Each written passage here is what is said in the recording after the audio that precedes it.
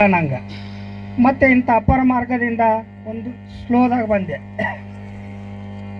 ಬಂದೊತ್ನ್ಯಾಗ ನಾನು ಅಷ್ಟು ಓದ್ದವನು ನಾನಲ್ಲ, ವಾಕ್ಯ ಮಾತ್ರ ಅತಿ ಅಚ್ಚುಕಟ್ಟು.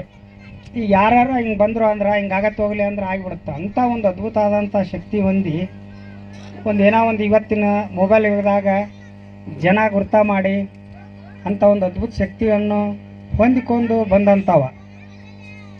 ನಾನೆಲ್ಲ ಚಾಲೆಂಜ್ ಮಾಡಿ ಮಳೆಗಾಲ ಕಚ್ಚಿತು ಅಂದಾಗ ನಾನು ನಿಮ್ಮೂರಿಗೆ ಬಂದು ಅಂದೆ ಅಂತಂದ್ರೆ ಕರೆಕ್ಟ್ 3 ಗಂಟೆ ಅಥವಾ 3 ದಿನದ ಮಳೆ ಆಗೋದು. ಬರ್ತಲೆ ಮಳೆ ಅಂದ್ರೆ ಹಿಂಗೆ ಈ ಥರ ಒಂದು ಜನಕ್ಕೊಂದು ರೈತರಿಗೊಂದು ಒಳ್ಳೇದು ಮಾಡ್ಕೊತ ಹೋದಾಗ ನನ್ನ ಗುರುತಿಸಿದರು. ಆದರೆ ಶಿವನ ಬೆಣ್ಣೆತ್ಕೊಂಡು ಹೋದವ ನಾನಲ್ಲ. ಇವತ್ತು ನಿಮ್ಮಲ್ಲಿ ನಾನು ಸುಮಾರು 60-70 ತೊಲಿ ಬಂಗಾರ ಹಾಕ್ಕೊಂಬಂದೀನಿ. ಇದು ಯಾವ ಸ್ವಾಮಿಯಾರನ್ನ ಹಾಕೊಂಡು ನಿದರ್ಶನಕ್ಕೆ ಬರೋಕ್ಕಾಗೋದಿಲ್ಲ. ಯಾಕಂದರೆ ಉಜ್ಜಯಿನಿ ಶಿವಾಸ ಸಂಪತ್ತಿದ್ದಂಥ ಇದು ಮಠ.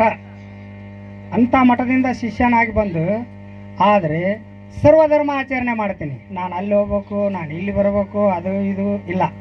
ಯಾರು ಕರೀತಾರ, ಎಲ್ಲೇ ಕರೀತಾರ, ಧರ್ಮ ಸಂಪತ್ತು ಧರ್ಮ ಮಾರ್ಗ ಎಲ್ಲಿರುತ್ತಾ ಅಲ್ಲೆಲ್ಲ ಕಡೆಗಿನ ನಾನು ಹೋಗ್ತೀನಿ. ಆದರೆ ಇವತ್ತಿನ ಮಾರ್ಗದಲ್ಲಿ ಈ ಅಪ್ಪಾಕರದಲ್ಲೇ ನಿಮ್ಮೂರು ನೋಡಿದೆ. ನಂದೇನು ದೂರ ಅಲ್ಲ, ಇಲ್ಲೇ ಯಲಬುರ್ಗಿ ತಾಲೂಕು, ಕೊಪ್ಪಳ ಜಿಲ್ಲಾ.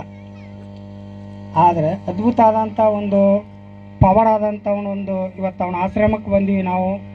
ಅವನ ಪಾದ ತೆಳಗೆ ಬಂದೀವಿ ಅಂದ್ರೆ ದೊಡ್ಡ ಪುಣ್ಯ. ಅದು ಯಾರಿಂದ ಅಂದ್ರೆ ಹೇಳ, ನಮ್ಮ ಸೂಫೀಸ ಗುರುಗಳ ಕಡೆಗಿಂದ ಬಂದ್ವಿ.